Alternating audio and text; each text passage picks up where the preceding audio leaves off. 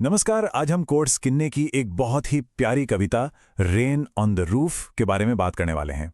ये एक ऐसी कविता है जो एक बहुत ही आम लेकिन उतने ही गहरे अनुभव को पकड़ती है।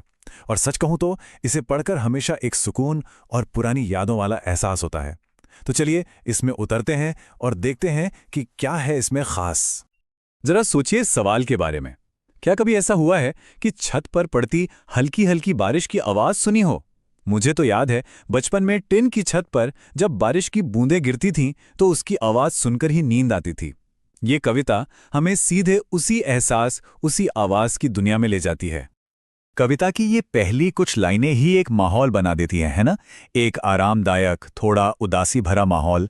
ऐसा लगता है जैसे हवा में नमी और बारिश की ठंडक महसूस होने लगी है। ये शब्द एक तस्वीर सी बना देते हैं। नमी से भरी परछाइयां, मतलब बादल, जो तारों से भरे आसमान पर छाए हुए हैं। तो चलिए इसी सुकून और हल्की उदासी वाले मूड को पकड़कर हम अपने विश्लेषण के पहले हिस्से में चलते हैं। यहां हम देखेंगे कि कैसे ये कविता एक बहुत ही पावरफुल सेंसरी ट्रिगर यानी बारिश की आवाज से शुरू होती है। तो देखिए कवि की पहली प्रतिक्रिया क्या होती है। बाहर मौसम उदास है, अंधेरा है, लेकिन अंदर अंदर एक सुकून है। तकिए पर सिर रखकर लेटना और बस बारिश की टप टप सुनना, कवि के लिए ये एक बहुत बड़ा सुख है। ये बाहर के माहौल और अंदर के आराम का जो फर्क है, वही इस कविता की जान है। अब आगे बढ़ते हैं और उन खास शब्दों को देखते हैं जिनका इस्तेमाल कवि ने किया है। और कमाल की बात यह है कि वो उदासी और आनंद, इन दोनों भावनाओं को एक साथ ले आते हैं। ये थोड़ा अजीब लगता है ना कि उदासी में आनंद कैसे। चलिए देखते हैं कि किन्नी ये जादू करते कैसे हैं। सबसे पहले ये शब्द देखिए, नमी भरी परछाइयां। इसका सीधा सा मतलब है बारिश लाने वाले वो काले घने बादल। ये बादल आसमान को ऐसे ढक लेते हैं जैसे रात में किसी ने एक भारी गीला कंबल ओढ़ा दिया हो।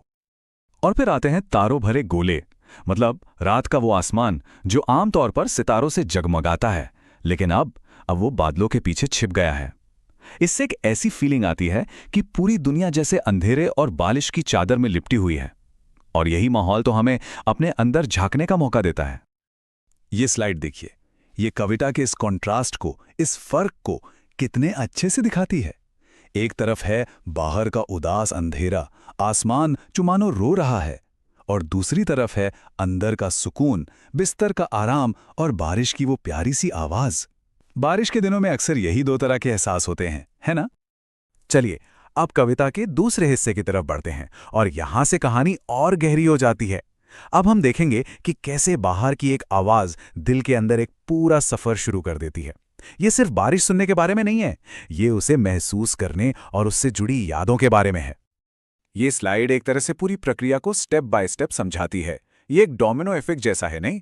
सबसे पहले एक ट्रिगर है, छत पर बारिश की आवाज। फिर उसकी प्रतिक्रिया होती है, दिल में एक गूंज। इसके बाद कल्पना जाग उठती है और हजारों ख्याल आने लगते हैं। और आखिर में वो सारी यादें धागों की तरह आपस में बुनने लगती हैं। तो यहां वूफ शब्द बहुत जरूरी है। ये एक पुराना शब्द है जिसका मतलब होता है वो धागे जो करघे पर बुने जाते हैं। कवि इस शब्द का इस्तेमाल करके ये कहना चाहता है कि यादें बस यूं ही नहीं आती, बल्कि वो एक एक करके बुनी जाती हैं, जैसे कोई कारीगर कपड़ा बुनता है। और इन्हीं यादों के ताने बाने से हमारी जिंदगी की चादर बनती है। अब हम पहुंचते हैं कविता के उस हिस्से पर जो इसका भावनात्मक दिल है। वो एक खास, सबसे गहरी याद जिसे बारिश की आवाज आखिरकार सामने ले आती है। यहीं आकर कविता सच में दिल को छू जाती है। इन लाइनों को महसूस कीजिए। बारिश की आवाज कवि को सीधा अपनी मां की याद में ले जाती है।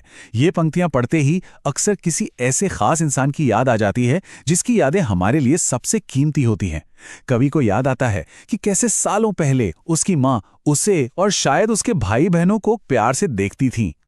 तो ये प्यारे सपने देखने वाले कौन हैं? जैसा कि स्लाइड में बताया गया है, ये शायद कवि और उसके भाई बहन हैं। मां उन्हें सुलाने के बाद सुबह होने तक के लिए छोड़ने से पहले एक बार प्यार से निहारती थी।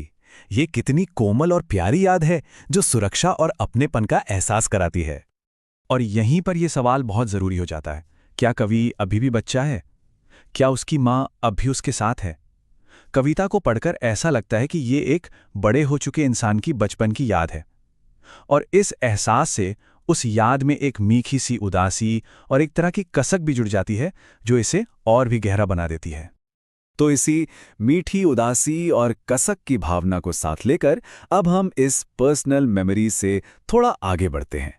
चलिए अब उन बड़े आइडियाज पर नजर डालते हैं जो ये कविता हम सबके सामने रखती है, जैसे प्यार, हमदर्दी और यादों की अहमियत।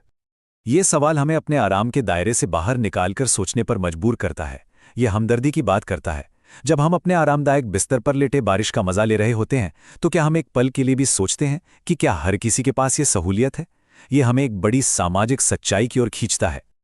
इस खूबसूरत विचार को अब्राहम लिंकन के इस कथन से और बल मिलता है।